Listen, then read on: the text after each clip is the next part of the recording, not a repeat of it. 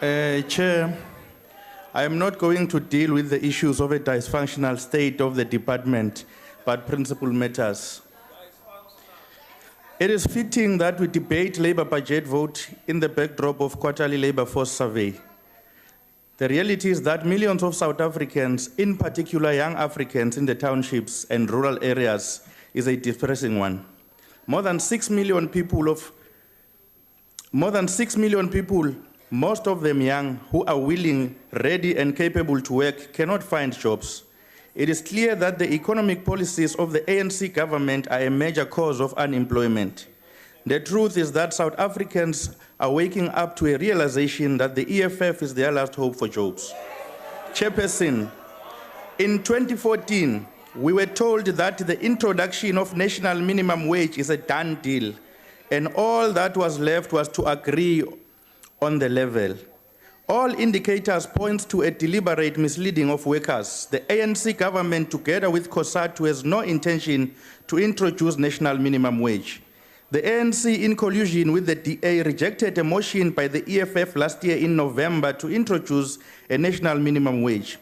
It is time for workers across all sectors to realize that the EFF is their last hope for a meaningful and living national minimum wage. Today, Chairperson, sons and daughters of cleaners, gardeners, and drivers at the University of Pretoria can access free higher education like those of professors. As the EFF, we say salute to the EFF Student Command team for taking the fight of labor brokers and outsourcing to the right quarters. And we are saying the same will happen in all other institutions of higher learning. It is time for workers across all sectors to realize that the EFF is their last hope for a complete ban of labor brokers and outsourcing. Chair, the latest report of employment equity that shows lack of transformation is not a surprise. Until such time that there is real and meaningful economic transformation, racial transformation approach of the ANC government is a wild goose chase.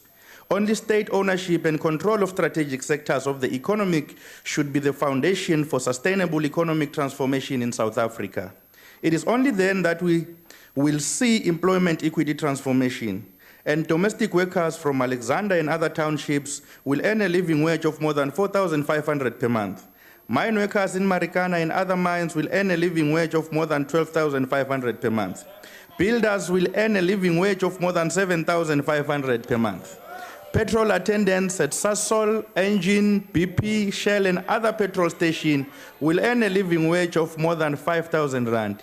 EFF will illustrate through the people's municipalities the role of the state in simulating labor-absorptive economic activities as outlined in the EFF 2016 manifesto. It is indeed that we are the last hope for the people of South Africa. EFF is not supporting this budget vote.